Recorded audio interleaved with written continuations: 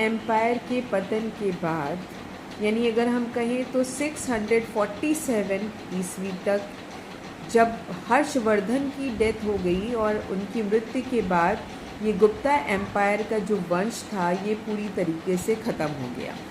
मैंने आपको बताया था कि चंद्रगुप्त विक्रमादित्य के बाद और भी कई राजा हुए गुप्ता एम्पायर के, लेकिन दे वर नॉट एबल और not capable as well as the Samudragupta और चंद्रगुप्त विक्रमादित्य। तो कह सकते हैं कि गुप्ता एम्पायर पूरी तरीके से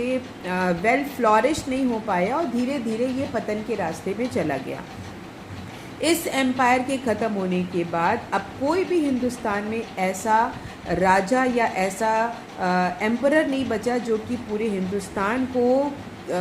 एक अखंड भारत के रूप में उस पर राज कर सके। यानी हिंदुस्तान जो है वो अनकैपेबल रूलर्स के कारण छोटे छोटे किंगडम्स में बट गया। हालांकि ये किंगडम्स के रूलर बहादुर तो बहुत होते थे, शक्तिशाली भी बहुत होते थे, इनका एडमिनिस्ट्रेशन सिस्टम भी बहुत अच्छा होता था, लेकिन इनमें वो कैपेबिलिटी नहीं थी जो कि अगर हम बात करें कि मौर्य काल में जो चंद्रगुप्त मौर्य ने हिंदुस्तान को एक संगठित राज्य बनाया था, उतनी पावर किसी में नहीं थी। और इसी समय हमारे हिंदुस्तान में शुरू हुआ मेडिवल पीरियड, यानी कि पहला जो था वो अर्ली मेडिवल पीरियड, जिसका काल माना जाता है 6th सेंचुरी से लेकर के 13th सेंचुरी तक, जिसमें कि हमारे हिंदुस्तान में फॉरेन रूलर्स, यानी कि हमारे हिंदुस्तान में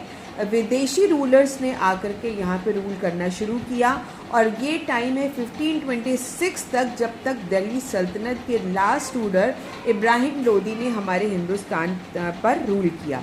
उसके बाद फिर लेटर मेडिवल पीरियड स्टार्ट होता है 13th सेंचुरी से लेकर के 16th सेंचुरी तक, और जो काल माना जाता है मुगल्स का हमारे हिंदुस्तान में। यानी 1526 पे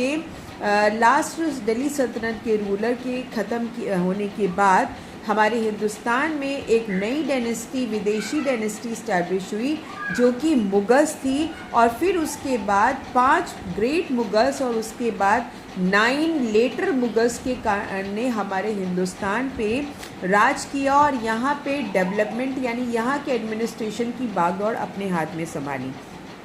वो पीरियड था हमारा लेटर मेडिवल पीरियड का। उसके बाद तो आप जानते ही हैं कि हिंदुस्तान में ब्रिटिश ईस्ट इंडिया कंपनी आई, इन्होंने हमारे हिंदुस्तान में एक नया मॉडर्न पीरियड स्टार्ट किया, क्योंकि उस समय पे हमारे हिंदुस्तान में हर एक क्षेत्र में काफ़ी तरक्की